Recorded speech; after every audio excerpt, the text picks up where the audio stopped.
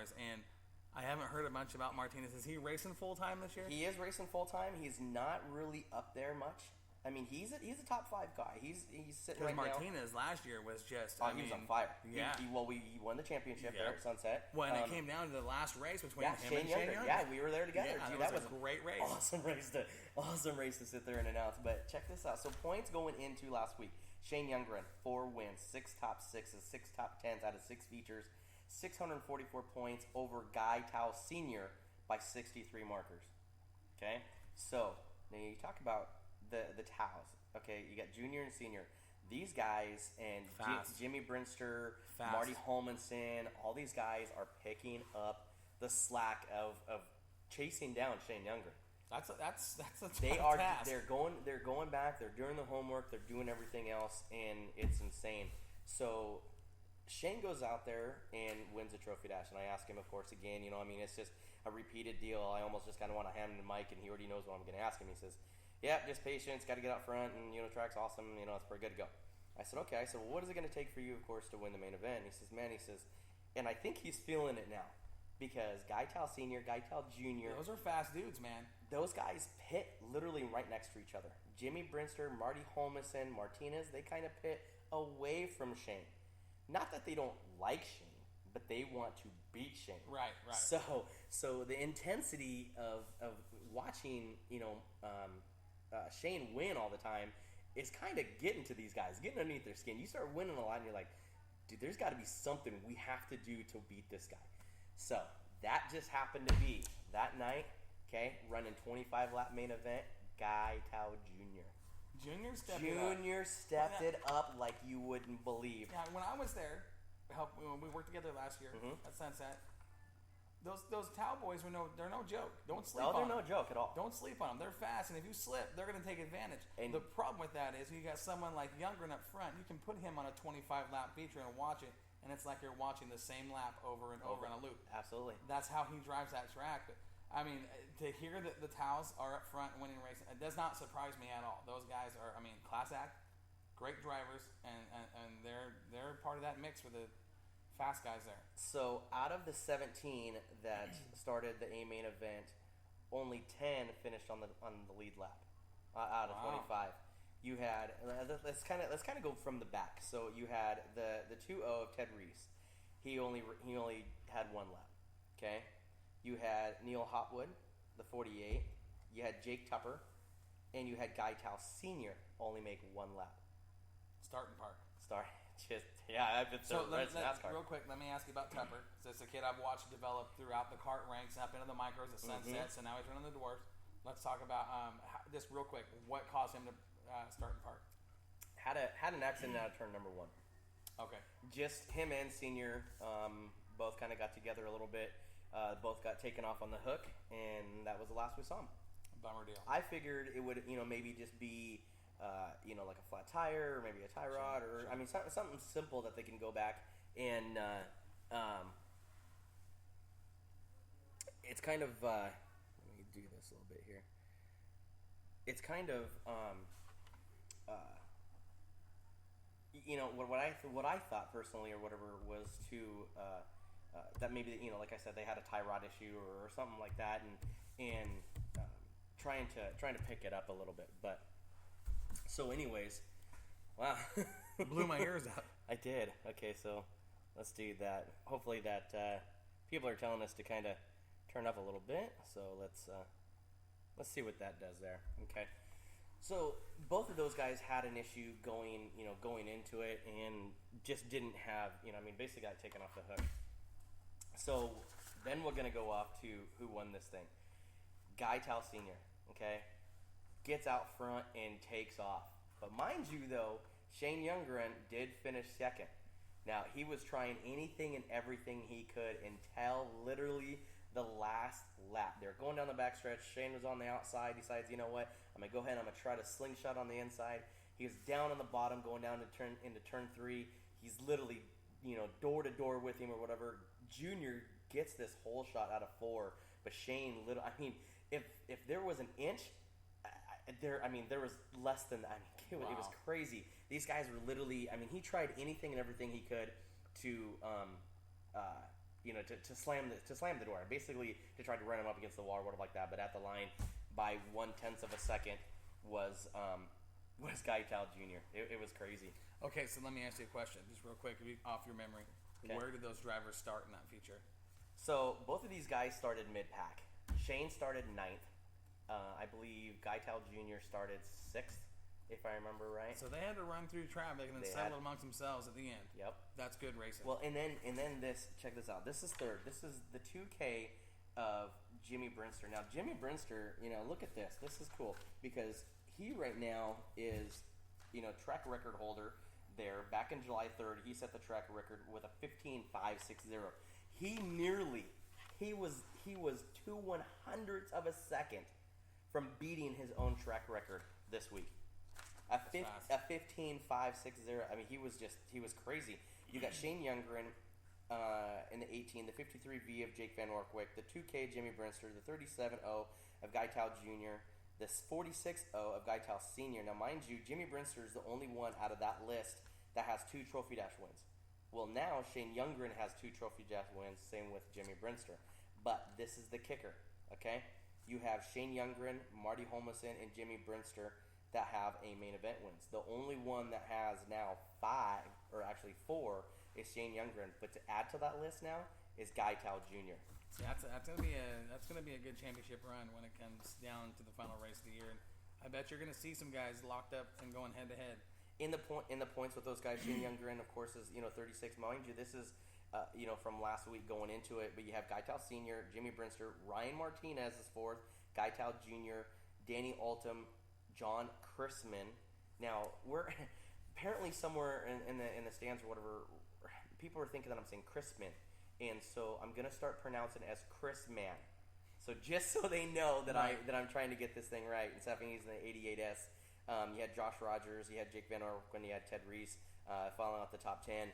That's a good field of dwarf cars right there. I mean, that really is. That's an A main anywhere you go. These guys are insane. I mean, this is the run up field. Gaital Jr., Shane Younger, Jimmy Brinster, Richard Petty. Okay, Richard Petty started out on the front row, was quick. I mean, had the field and everything else, and then you had the 777 of Dennis Liebig. He was there. You had the 72K of Kyle Freelick. He was very, very fast and stuff too. He finished 7th. You had John Chrisman in the 88S. He finished 8th. Alex Reese, Jenna Brinster. That's Jimmy Brinster's wife. I beat her a couple weeks ago. You gotta see the smile on John's face right now. But I'll tell you what, man. She was coming up, man, and I'll tell you, that was a cool thing. But she finished 10th, ran up 10. You had Fisher, Wright, King, Gaital Sr., Tupper, Hopwood, and Reese was your finishing order of the 17. But I mean, what an amazing race. So now let's get into, if you can hear this. Let's get into the modifieds, man. 100 laps with no tops. Okay, so going into the modified points, let's just kind of go back to this a little bit. So going into it, Craig Castle, man, is on the top of the list. You have 2 wins, 3 top 5s, 6 top 10s out of 6 features. He's leading the points going into last week, 220 points over Bubba Foster by 10 points. He's got a 10-point lead. You're talking about a former Oregon State modified champ running in the title hunt with the defending Sunset Speedway modified champ. Oh yeah. Now, mind you, let me tell you something though, and I'm gonna say this each and every week, is that it doesn't matter when he goes out, what session he goes out, but Craig Castle is on the top of the board in hot laps every single time. If he's not 3 to 4 tenths faster than anybody and everybody out there each and every time. 3 to 4 tenths. Dude, it's insane. Because it doesn't, and no offense to him, it doesn't look like he's that fast. But you start looking at this reader board and stuff, and it's like, he goes out there, and I mean, everybody's quick and everything, but he's just, he's smooth, and he's casual, and he just makes the car work, and was just quick. Well, and there's that old lesson that every race driver has to learn. Sometimes you have to slow down to go faster. You keep the traction on the ground, you're going to go faster, even with less RPM. Yeah. He was awesome, man. It was insane. So, let's get into this. So yeah, I want to talk about this modified. Well, we'll have Kenny on the phone here in just a little bit after my little spiel. He's actually on hold. He's listening to us live right now. So if he has anything to add after I say this, I think Kenny's like our only listener tonight. Everybody else is watching the Eldora trucks. Whatever. I mean, we're there, right? I mean, we're there. Yeah, we're there. Trucks on dirt. Whatever, dude. It's Northwest Dirt News. So the Dancing Bear Topless 100, $1,000 to win. Paid in $1 bills. let me. After this story, I'm gonna tell you a little bit. I can't wait to hear. I got something to tell you that Rob Ireland came over to tell Franny Miller, Kenny's wife, about a blacklight. It's you definitely have to stay tuned because this is gonna be funny. So if it involves those two, it's gonna be a laugh. So the 34 of TJ Richmond of Deer Island would be on the pole. Cody Jones in the 62 car on the outside of row number 1. Richmond would get a great start and take the lead going down the backstretch. This is cool, man. On lap number 4, though, John, the 36 of John Campos, who was running 8th, would run 3 wide into turn 1 and 2, basically being in the middle, and would get loose and make contact with the 81 of Lane Zerbin from Victoria, BC, Canada.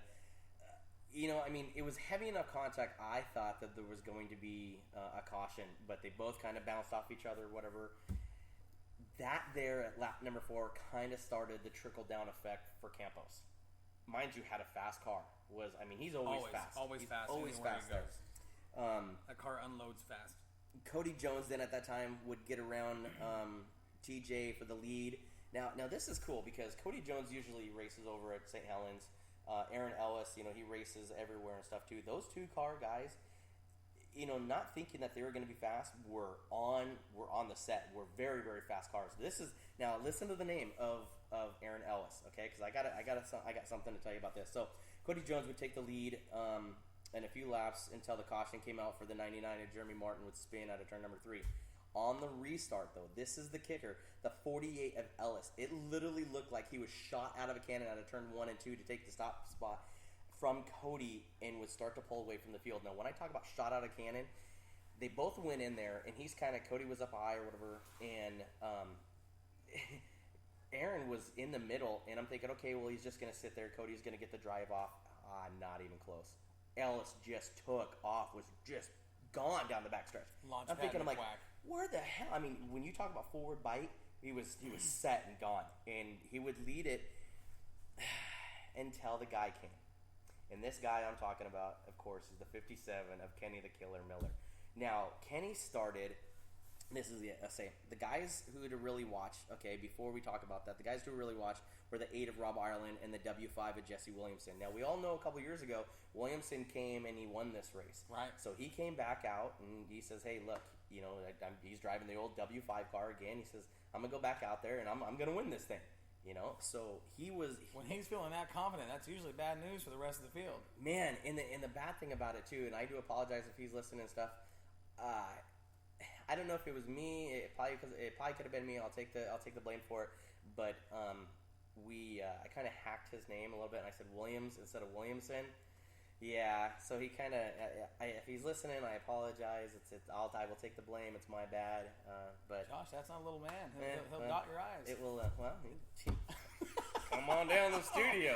Jesse, stay. Don't do anything. He'll get it right. We promise. Yeah. Well. Yeah. I'm sorry, buddy. But the 57 of Kelly Miller, man, who started 9th mid-pack, was bad fast. He literally, for the next 12 laps from the start to lap 12, was picking off cars by ease. It didn't matter high, low, whatever. If he saw an opening, he would drive underneath there. He would get it. No contact with anybody. He drove very, very smooth. It was weird on lap 11 because they're going down the backstretch, and it almost looked like Aaron stopped just to get the car to set. And when he got the car to set, Kenny was, he was right there. He drove up underneath him, showed him a little bit of door. Ellis kind of went high. Off Kenny went. Now, when I mean off Kenny went, he was gone. So Kenny took the lead on lap 12, coming to lap 12. Lap 12. So So listen to this. So he did it out of turn 3 and 4.